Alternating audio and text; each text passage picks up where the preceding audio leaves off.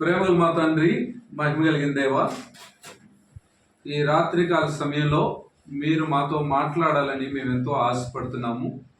ఒక మనుషుని మాటలు వినటానికి మేము రాలేదు ప్రభువు. నీ మెల్లనైన స్వరం, సర్వశక్తి గల దేవుని స్వరం మేము వినాలనుకుంటున్నాము. ప్రభువా, మీరు మాతో మాట్లాడమని నీ దాసుని మరుగు చేసి మాకు కావలసిన ఆత్మీయ ఆహారము మీరు మాకు అనుగ్రహించమని యేసు ప్రభువారి నామంలో అడిగి వేడుకుంటున్నాము తండ్రి, ఆమేన్. యోనా గ్రంథం 3వ అధ్యాయం 4వ వచనాన్ని మనం చదువుకుందాం. యోనా గ్రంథం 3వ అధ్యాయం 4వ వచనాన్ని మనం చదువుకుందాం. యోనా గ్రంథం 3వ అధ్యాయం 4వ వచనాన్ని మనం చదువుకుందాం. యోనా ఆ పట్టణంలో ఒక దిన ప్రయాణమంత దూరము సంచరించుచు ఇక 40 దినములకు నినేవే పట్టణము నాశనమగునని ప్రకటన చేయగా, దేవుడు తన పరిశుద్ధ లేఖన భాగములను మన వినికిడిలో ఫలింప చేయునుగాక.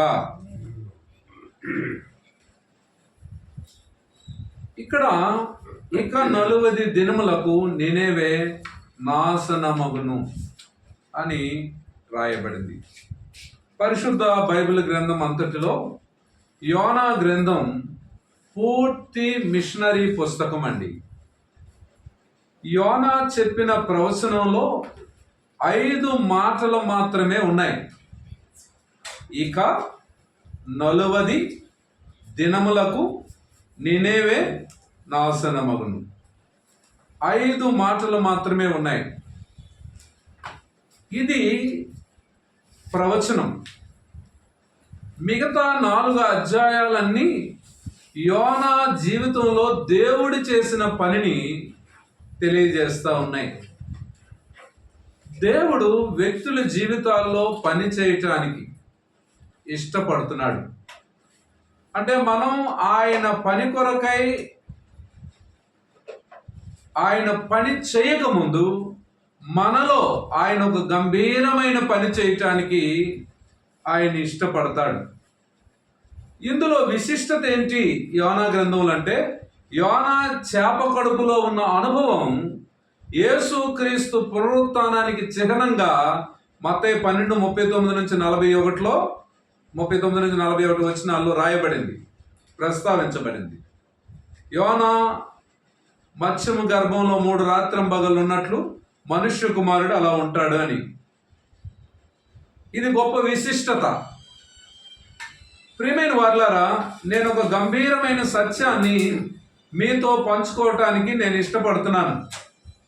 ఏంటి ఆ సత్యము అనంటే, యోనా దేవుడు పిలుచుకున్నాడు. 2వ వచనంలో, నినేవే పట్టణస్థుల దోషము నా దృష్టికి ఘోరమైన గనుక నీవు లేచి నినేవే పట్టణమునకు పోయి దానికి దుర్గతి కలుగునని ప్రకటించుము.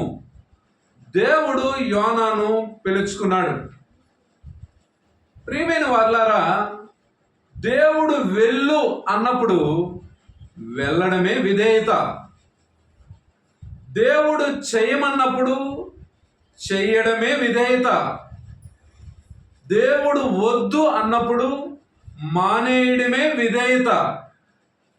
ఇక్కడ యోనా దేవుని పిలుపునకు అవిధేయత చూపించాడు. ప్రియమైన వారులారా, నినేవే పట్ల దేవుడు తనకు కలిగి ఉన్న ఆవేదన యోనాతో పంచుకుంటున్నాడు. చూడండి, ఈ నినేవే పట్టణము అశ్షూరీయుల పట్టణాలన్నిటిలో కల్లా ముఖ్య పట్టణం ఇది. అతి పెద్ద పట్టణం ఇది. టైగ్రస్ నది ఒడ్డున ఉంటుంది కనుక సంపన్నమైన పట్టణం ఇది. నినేవే ప్రజలు ఎలాంటి వారో తరువాత నహూము గ్రంథంలో మనకు రాయబడింది. చాలా క్రూరులమ్మ నినేవే ప్రజలు. రక్త పిపాసాలు, చాలా గర్విష్ఠులు. అయితే ఇక్కడ యోనా తాను ద్వేషించే ప్రజల యొద్దకు వెళ్ళటానికి ఇష్టపడడం లేదు.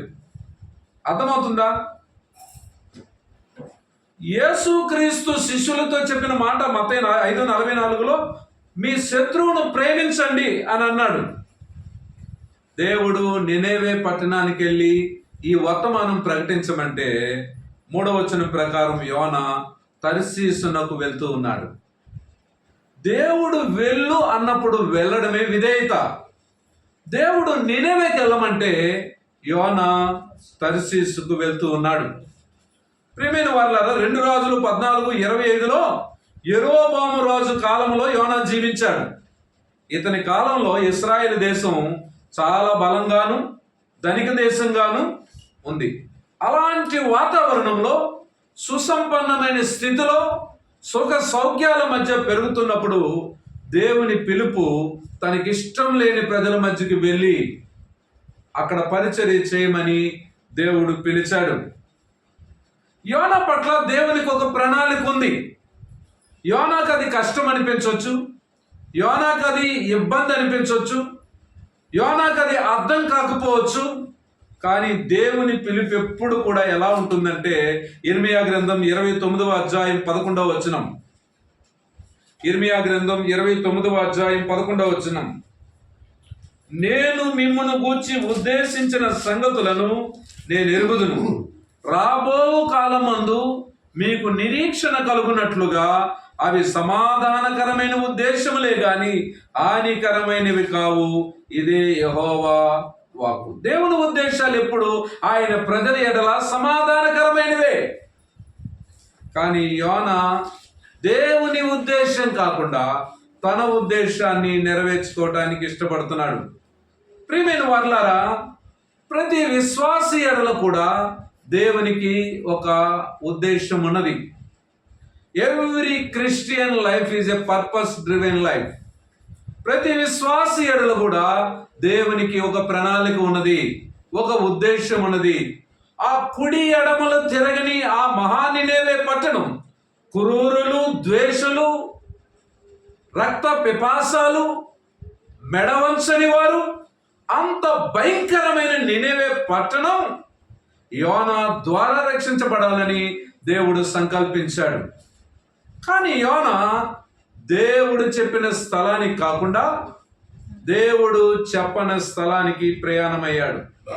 చాలా పర్యాయాలు మనం దేవుడు చెప్పినట్లు చేయం, మనకు నచ్చినట్లుగా చేస్తాం.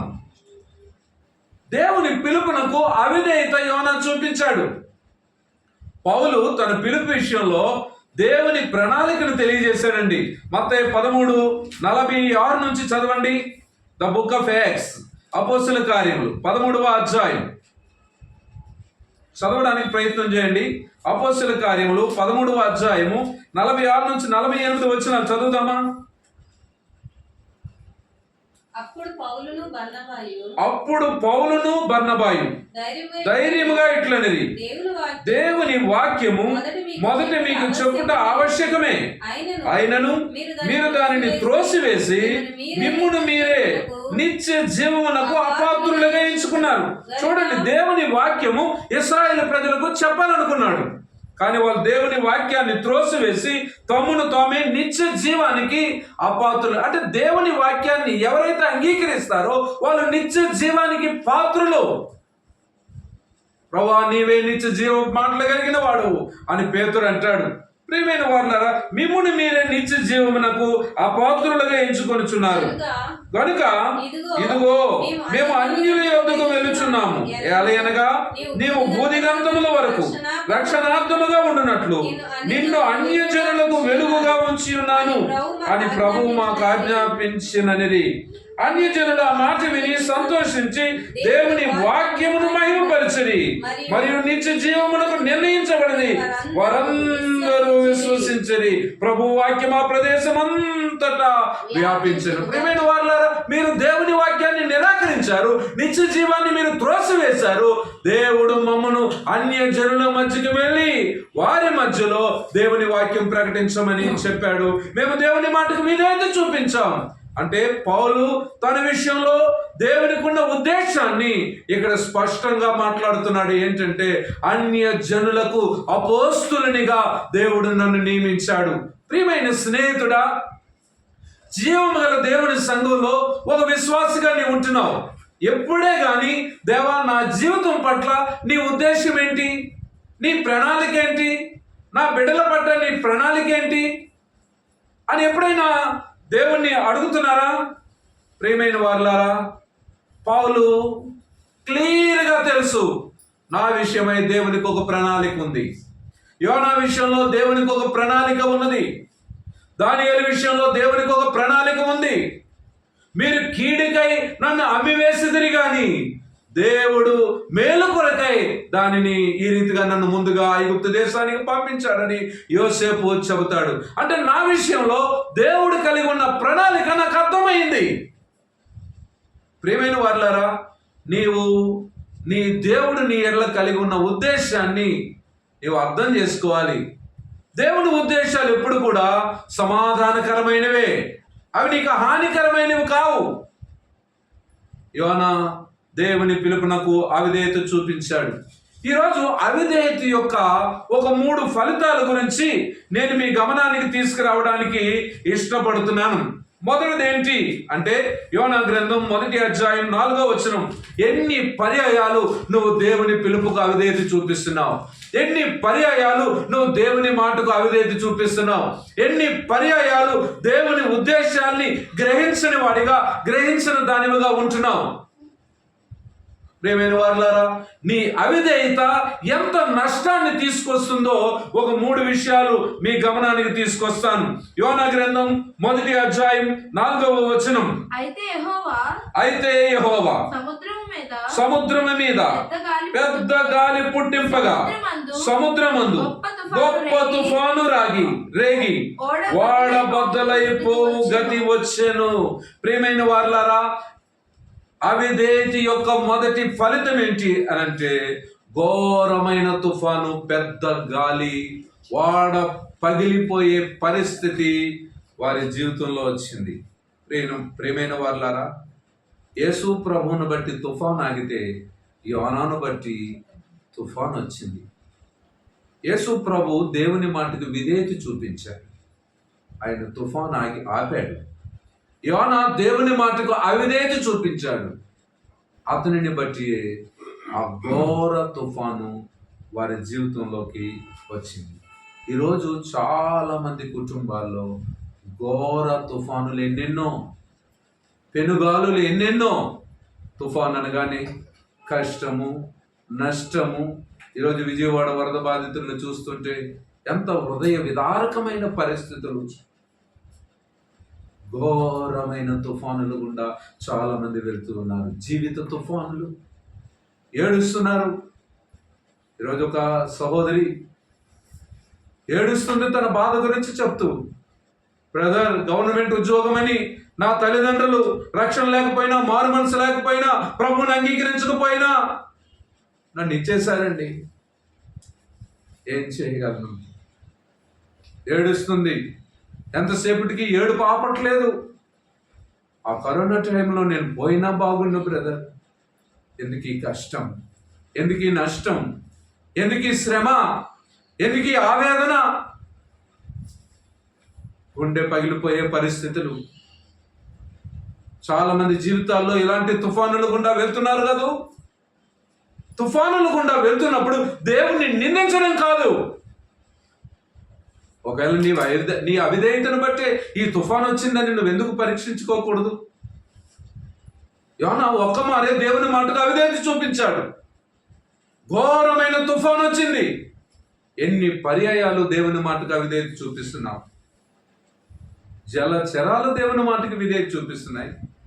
కాకులు, నా సేవకుడైన ఏలియా ఆకలితో ఉన్నాడు, రొట్టెను మాంసాన్ని తీసుకెళ్ళమంటే కక్కుర్తి కాకులు దేవుని మాటకు విధేయత చూపిస్తున్నాయి. సింహాలు దేవుని మాటకు విధేయత చూపిస్తున్నాయి. సూర్యుడు, చంద్రుడు దేవుని మాటకు విధేయత చూపిస్తుంది. సముద్రం దేవుని మాటకు విధేయత చూపిస్తుంది. ఆ గొప్ప మత్స్యం దేవుని మాటకు విధేయత చూపిస్తుంది. మరి ఎన్ని పర్యాయాలు దేవుని మాటకు నువ్వు అవిధేయత చూపిస్తున్నావు? ఈ అవిధేయత యొక్క మొదటి ఫలితం ఏంటో తెలుసా? సాఫీగా, హ్యాపీగా, సుఖ సంతోషాలతో బ్రతుకుతున్న జీవితంలోనికి గొప్ప తుఫాను వచ్చింది. కారణం అవిధేయత యొక్క ఫలితం తుఫాను. రెండవ ఫలితం ఏంటో తెలుసా? అతని అవిధేయత అతనిపై మాత్రమే కాక వాడలో ఉన్న వారందరి మీద ప్రభావం చూపించింది. చాలాసార్లు నీ ఇంటికి ఆశీర్వాదకరంగా ఉండాల్సిన వ్యక్తి, ఒక భర్తకు ఆశీర్వాదకరంగా ఉండాల్సిన భార్య, ఒక భార్యకు పిల్లలకు ఆశీర్వాదకరంగా ఉండాల్సిన భర్త లేదా తండ్రి ఈరోజు ఎందుకు కుటుంబానికి శాపకరంగా మారుతూ ఉన్నారు? ఈ అవిధేయత యొక్క రెండవ ఫలితం ఏంటో తెలుసా? అతనిపై మాత్రమే కాక వాడిలో ఉన్న వారందరి మీద ప్రభావం చూపించింది. తోటి ప్రయాణికులంతా భయంతో, దుఃఖంతో, ఆందోళనతో విలువైన వస్తువులన్నీ ఆ సముద్రంలో పారవేస్తూ ఉన్నారు. ప్రియ విశ్వాసి, నీ దైనందిన జీవితంలో దేవునికి అవిధేయత చూపిస్తే నీ వల్ల నీ భార్యకు, నీ వల్ల నీ పిల్లలకు, నీ వల్ల నీ సంఘానికి, నీ వల్ల నీ చుట్టూ ఉన్న ప్రయాణికులకు ఆ నష్టం యొక్క ఫలితం రావచ్చును కదా. అబ్రహాము దేవుని మాటకు అవిధేయత చూపించే కారణాన్ని బట్టి ఫరో కుటుంబానికి శాపకరంగా తయారయ్యాడు. చాలా మంది చాలా స్థలాల్లో సంఘానికి, కుటుంబానికి, చుట్టూ ఉన్న ప్రపంచానికి దీవెనకరంగా ఉండాల్సిన క్రైస్తవులు, ప్రియమైన వారులారా, ఆ చుట్టూ ఉన్న ప్రపంచానికి శాపకరంగా మారడానికి కారణం ఆ అవిధేయత ఫలితం కాదా? ఈరోజు ఎన్ని కుటుంబాలు భగ్నమైపోతున్నాయి, ఎన్ని కుటుంబాలు రోడ్డున పడుతున్నాయి. అవిధేయత యొక్క మొదటి ఫలితం ఘోరమైన తుఫాన్ అయితే, అవిధేయత యొక్క రెండవ ఫలితం ఆ ప్రభావం అతని మీద మాత్రమే కాదు కానీ వాడిలో ఉన్న వారందరి మీద ప్రభావం చూపించింది. అతని అవిధేయత అతన్ని దారి తప్పించింది. అతని అవిధేయత అతన్ని దారి తప్పించింది. 5వ వచనం చదువుదామా? కాబట్టి నావికులు భయపడి ప్రతి వాడును తమ తమ దేవతను ప్రార్థించి వాడ చులకన చేయుటకై అందులోని సరుకులను సముద్రంలో పారవేసిరి. అప్పటికి యోనా వాడ దిగువ భాగమున పోయి పండుకొని గాఢ నిద్ర పోయి ఉండెను. అప్పుడు వాడ నావికుడు అతని యొద్దకు వచ్చి, పోయి నిద్రపోతా నీకేమి వచ్చినది? లేచి నీ దేవునికి ప్రార్థించుము, మనము చావకుండా ఆ దేవుడు మన యందు కనికరించునేమో అనేను. ప్రియమైన వారులారా, అతని అవిధేయత అతన్ని ఆత్మీయంగా దారి తప్పించింది. దారి తప్పి వెళ్తున్నాడు. ప్రియమైన వారులారా, దారి తప్పిన వాడికి ఆత్మీయ స్పర్శ ఉండదు. దారి తప్పిన వాడికి ఆత్మీయ స్పర్శ ఉండదు. ఏంటి అలాగ దేవుడి దగ్గరికి వెళ్ళిపోతే అయిపోతాయా? చదవకపోతే అయిపోతాయా? కష్టపడకపోతే అయిపోతాయా? నువ్వు కష్టపడతావు. ఎగ్జామ్ ముందు రోజు ఏ ఫీవర్ వస్తే ఎగ్జామ్కి వెళ్ళగలుగుతావా? దారి తప్పిన వాడికి ఆత్మీయ స్పర్శ ఉండదు.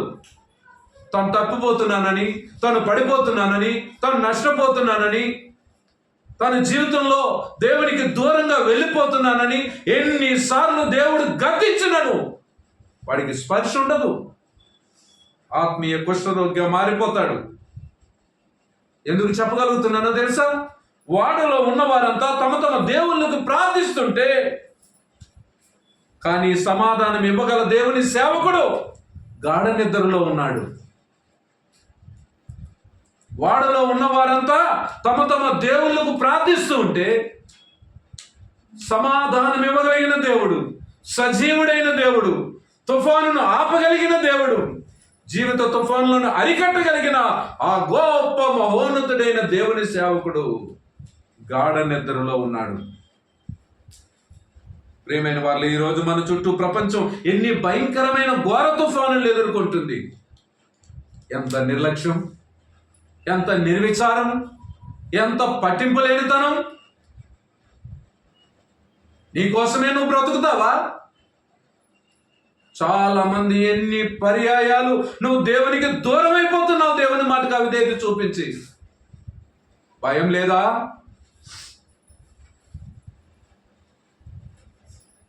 అతని అవిధేయత యొక్క ఫలితం ఘోరమైన తుఫాను అతని జీవితంలోకి తీసుకొచ్చింది.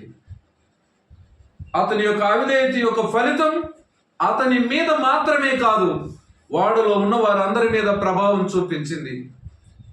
అతని అవిధేయత యొక్క ఫలితం ప్రియమైన వారలారా అతన్ని దారి తప్పించింది. ఏ వ్యక్తి అయితే సమాధానం ఇవ్వగల దేవుణ్ణి కలిగిన వాడు ప్రార్థించట్లేదు, సమాధానం ఇవ్వలేని దేవుళ్ళు కలిగిన వ్యక్తులేమో తమ తమ దేవతల పేర్లు బట్టి ప్రార్థన చేస్తా ఉన్నారు. ఆత్మీయ స్పర్శ ఉన్నదా? దారి తప్పిపోయావు కదూ. ఒక మాట చదివి నేను ముగించడానికి ఇష్టపడుతున్నాను. ఆమోసు గ్రంథం 6వ అధ్యాయం 1వ వచనం.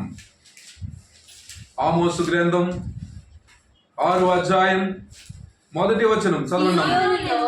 సియోనులో నిర్విచారముగా ఉన్న వారికి శ్రమ. దేవుని సంఘములో నిర్విచారముగా ఉన్నావేమో,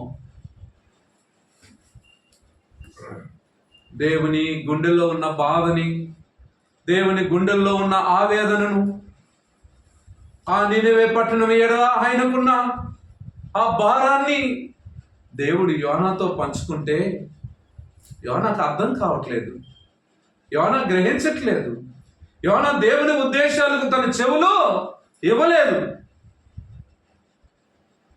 ప్రియ తమ్ముడు, చెల్లి, అన్న, అక్క, దేవుని ఉద్దేశాలని వెలుగుదువా? తన సొంత ఉద్దేశాన్ని నెరవేర్చుకోవటానికి బయలుదేరాడు. యోనా దేవుని మాటకు అవిధేయత చూపించాడు.